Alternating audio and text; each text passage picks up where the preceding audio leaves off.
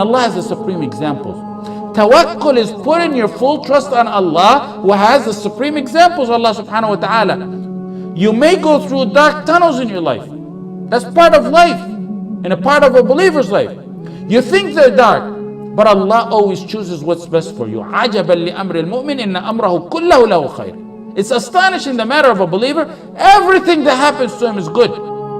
You may not know it. You may not see the wisdom of it in this life. You may later on see it. If you don't see it in this life, you will see it in the life after. Ibn Rajab mentioned the story of Qadi al-Maristan. He said about himself, Qadi al-Maristan, he said, I was hungry one day in Mecca. And I became hungry one day that I couldn't find anything to eat. So I went walking around in Mecca. I found a pouch, a tightly tied pouch. I picked it up and brought it to my house. And then in my house, when I untied it, I found a beautiful necklace of pearls that it's like I've never seen anything like it before. He went from a difficult time to the utmost of ease. But tawakkul didn't waver a tiny bit in his heart. Full tawakkul on Allah when he was walking around hungry. And the same tawakkul now that he's a millionaire. It didn't last for long. The circumstance changed, but tawakkul remains firm. Unwavering tawakkul. As soon as he walked in Mecca, right after that, he walked in Mecca, he heard the old man calling out, I lost the necklace and I have 500 dinar reward for whoever brings me back the necklace. He said, I called the old man. That was bad news for him. He thought he was a millionaire. He said, I called the old man. Come to my house. I think I have your pouch. So he told the old man, describe the necklace for me. He said the old man not only described the necklace, but he described the pouch and the string that was tied around the pouch and the number of pearls and the string that held the pearls together and every single detail about the necklace. So he said, I gave him the necklace. Had to have been him. No way could have knew that all those details. And he handed me 500 dinar. And just as I was about to take it, I thought to myself, he said, I don't deserve this. And I refused the reward. The man kept insisting on giving the reward. And it was as if Abu Bakr wanted to keep his reliance on Allah totally, refusing the reward for something he felt he really didn't deserve. He didn't do nothing to deserve that money. So the old man took the reward and left. Qadi al-Maristan, whose name is Abu Bakr, Kunya Abu Bakr, said, I left Mecca after that. And I took the ocean. And on the way, the ship began to sink. All the money on board sunk, and many of the passengers, most of them, died.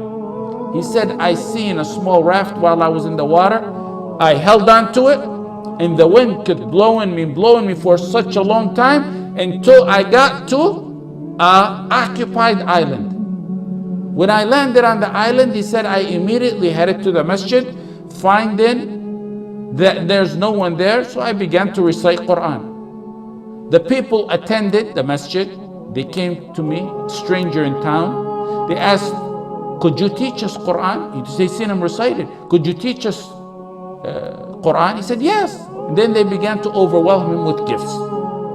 Then he said, I seen pages in the masjid one day, so I began to read in them, pages of the Quran. They said, you even know how to read and write? He said, yes. They told him, will you teach us and our children how to read and write? And they began to learn from him how to read and write, and also they showered him with gifts. Then they told him one day, after being there for some time, we have this problem. We have this young orphan girl. She has recently been orphaned. Her father died. And we want you to marry her.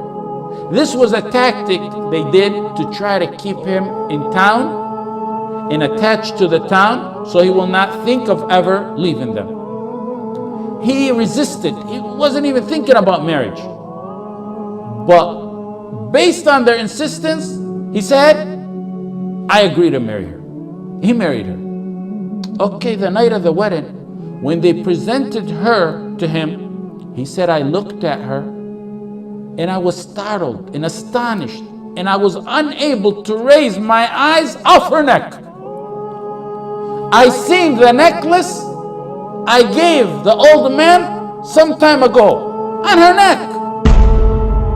This is a true story, authentic story. He wasn't looking at his new bride's face, even though she's mentioned as being one of the most beautiful women in that town, in that island. The relatives around him said, you broke that orphan's heart. How could you look at the necklace and not at her? You're breaking her heart. It's like you're saying she's ugly by your looks. He said, I began to tell them the story of how I found that necklace on her neck, and how I returned it to some old man in Mecca, and how I left Mecca, and then the ship sunk, and how I arrived to their island. I told them the whole details of the story. They began to shout and cry, La ilaha illallah, Allahu Akbar, La ilaha illallah, Allahu Akbar. And the crowds in the town began to gather. He said, why are you people doing this, and why are you astonished? They told him, the man you gave the necklace to is the father of this girl. And what's more astonishing than that is we used to always hear him say, I never met a Muslim on the face of this earth like the man who returned the necklace to me. And they said we used to always hear him make dua, oh Allah, unite that man who returned the necklace with my daughter as her husband. He used to always ask Allah subhanahu wa ta'ala that he be the husband to his daughter, and Allah answered his dua. This is what happens with tawakkul. During hard times, your tawakkul needs to go unwavering, and that light will reappear at the end of the tunnel. Tawakkul is your source of ease and happiness in both difficult and happy times. That's not the end of the story. Look it, from tunnel to tunnel. You see the light, then you go in another tunnel. He said, I lived with her a very nice life, and Allah blessed me with 2 children.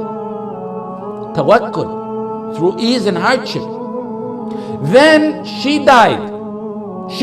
His wife died. Another hardship. So he said, me and my sons inherited the necklace. Then my 2 children died.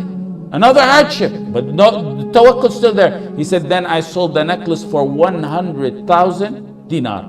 And that's where I got the wealth. He was explaining later on how he got the wealth he has. وَمَنْ يَتَّقِ اللَّهَ يَجْعَلْ لَهُ مَخْرَجًا.